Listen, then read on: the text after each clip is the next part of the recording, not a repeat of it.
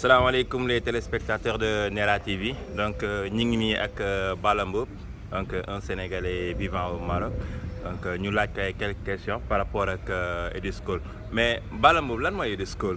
waaw ñu ngi leen di nuyu di leen sant bu baax ci seen teewaay fii ci Edischool Maroc man la Balla Mboup directeur des opérations bu Edischool Maroc. Edischool Maroc nag c'est un groupe de centres agréé par l'État marocain par le biais du ministère du transport et de la logistique li ñu fiy def nag mooy formation des conducteurs professionnels ñun ñooy délivrer ay attestations professionnelles yi permettre à ce que conducteurs yi am la carte professionnelle. Vous savez que la conduite est devenue une profession maintenant nag pour que conducteurs yooyu ñoom ñu mën a wuyu ci normes yi nga xam ni moom la nguuru Maroc tëral il faudra que ñu am carte professionnelle boobu nag pour ñu am ko faaw ñu ñëw fii ci Edischool Maroc moo tax ngeen gis ci participants yaa ngi nii donc ñoom boo xoolee chaque semaine dinañ former lu toll ci 100 conducteurs voilà mu am nag ñaari partie am na partie payante bi nga xam ni gars yi nga xam ni dañoo raté partie gratuité bi nga xam ni état marocain moom moo ko yenu buñ ko ratee rek ñoom dañuy ñëw def ci partie payante bi donc mu nekk partie gratuité assurée par l'État marocain et la partie payante voilà. D'accord mais comme état marocain moo koy subventionné est-ce que un Sénégalais comme par exemple man mën naa ñëw bokk ci partie privée bi wala bokk ci partie gratuite bi. waaw bon pour loolu prévoir guñu que un étranger mu mun a bénéficier ci gratuité bi ndax pour bénéficier wu ci gratuité bi faaw nga nekk un Marocain déjà nekk am une nationalité marocaine pour nga mën a bénéficier wu ci gratuité bi voilà mais ñun actuellement avantage bi ñu defal Sénégalais yi mooy fexe ba xam loo leen lii solos sécurité routière moo tax tey ñu organiser bis bu ni mel nekk journée porte ouverte inviter la communauté sénégalaise ñu ñëw dund li nga xam ni moom lañ fi jàngale muy théorie bi dans les salles de classe avec les cours avec des formateurs de haut niveau mais également ñu def pratique bi ak sunu logistique yi comme ni ngeen ko dundee tout à l'heure simulateurs yi à savoir le tonneau l'autochoc gis ngeen bus baa ngi nele gis ngeen frigo baa ngi nele remorque baa ngi nele donc mooy logistique bi nga xam ni mis à part l'État marocain Edischool Maroc rek moo ko fi am te Edischool Maroc réseau de centre la boo xamante ni nous sommes présents dans pratiquement 10 régions du Maroc. D'accord merci beaucoup Balla Mboup léegi ñu continuer visite bi après bu ñu amee ay questions nañ jël si waat ci yow. ñu ngi leen di jaajëfal. waaw bàyyi ma seere volant bi maa ànd ak sa jabar def tono.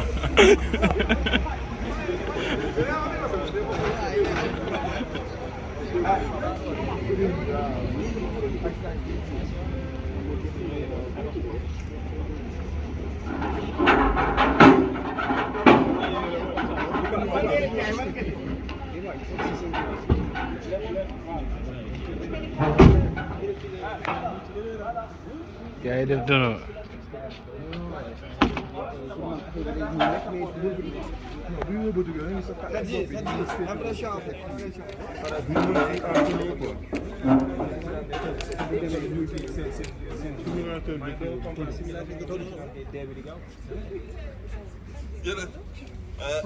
di ba sa dernier mot balaa ngay def tono mu la ma ne en tout cas daal ma jabaru baax la ñoo ànd xam naa dara du ma daal. wóoru affaire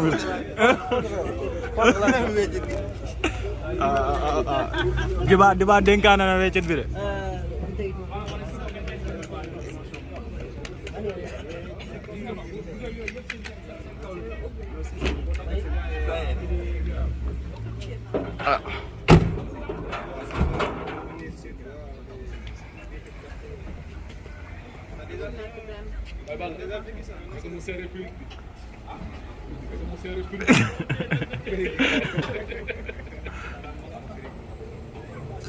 moom mooy yuuxu de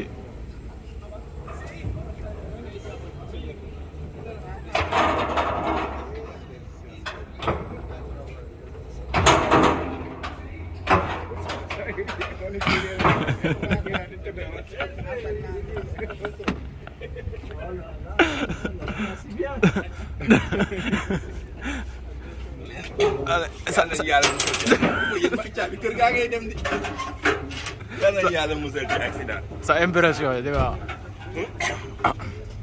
impression yi mooy. nañ jaamu yàlla. waaw. nañ jaamu yàlla bu baax. accident yombul de. yombul waaw. ñu def attention donc ci tali bi. donc di moytu di naan di dawal. di tuux di dawal donc nit ki daw la nga war a lisir. exactement. parce que lii nii. yombul de. donc et en plus man je l'ai déjà vécu en vrai. donc j'ai déjà eu un accident ba nekk dans le coma et tout. donc xam naa lii nu mu demee. ok donc xam nga importance sécurité. ceinture de sécurité yi si. bu baax. te ñaari yoon sax laa naa ci moto naa ci oto. te ñaari yëpp par imprudence la donc di wax daal doy na waar. nañ gën a prudent. incha allah. Voilà. Fais attention. Attends, je vais vérifier. Xaaral ma vérifier ba am takk ngeen normal seen ceinture.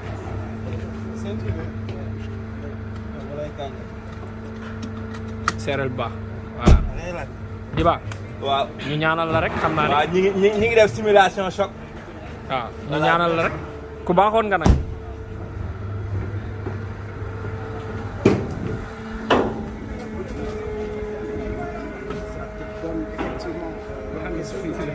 Mohamed. Mais il a son téléphone.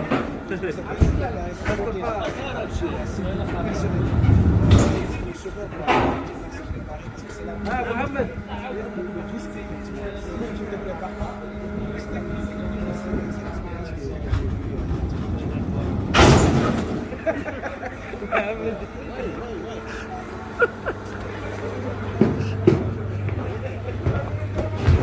Diba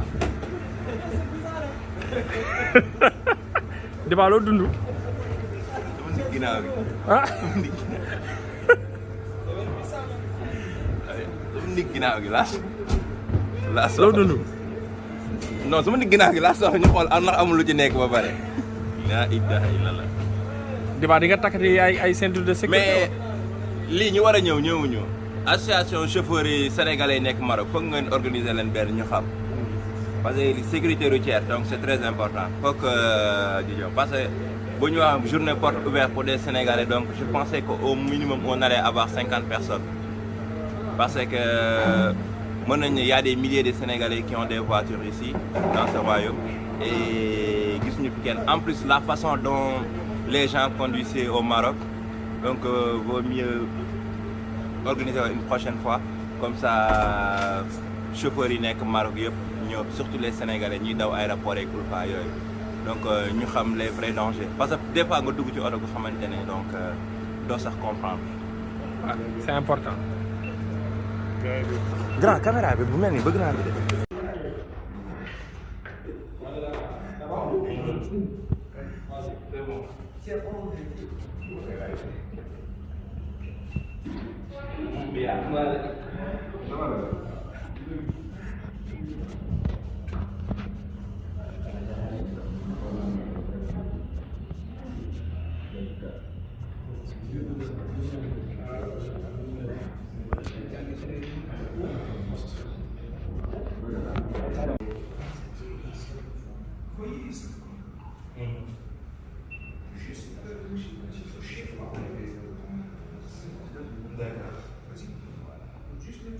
Non, non, par le pied. Touche le corps par le pied. D'accord. Touche ça par le pied.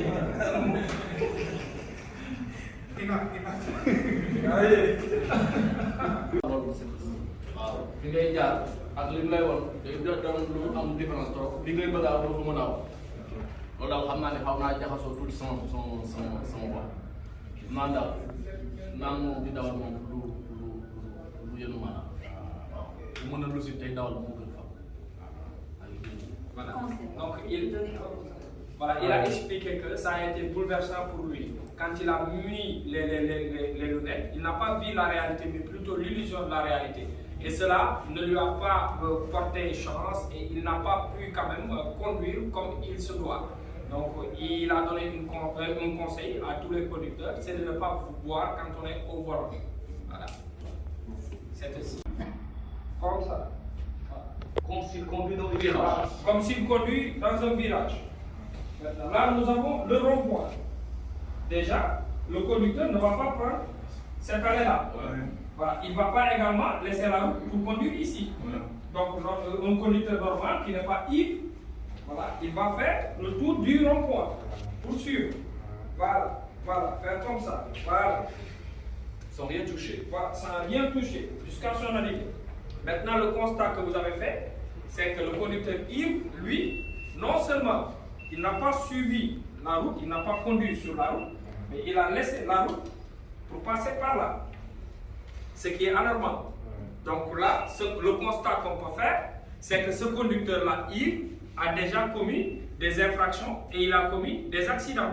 Parce que non seulement il n'a pas conduit sur la route, mais également quand on lui a demandé de remettre les panneaux à leur place, il n'a pas su le faire. La première des choses qu'il a fait, la plus grosse erreur, c'est de prendre le panneau et de le mettre sur la route. S'il le met sur la route, où vont passer les autres voitures qui sont derrière lui. Donc cela prouve tout simplement que l'alcool est très dangereux, surtout quand on a le volant. Voilà, donc c'était la leçon d'aujourd'hui avec un de nos formateurs Aiden, voilà, un de nos meilleurs formateurs d'ailleurs, Asdin, excusez-moi, voilà.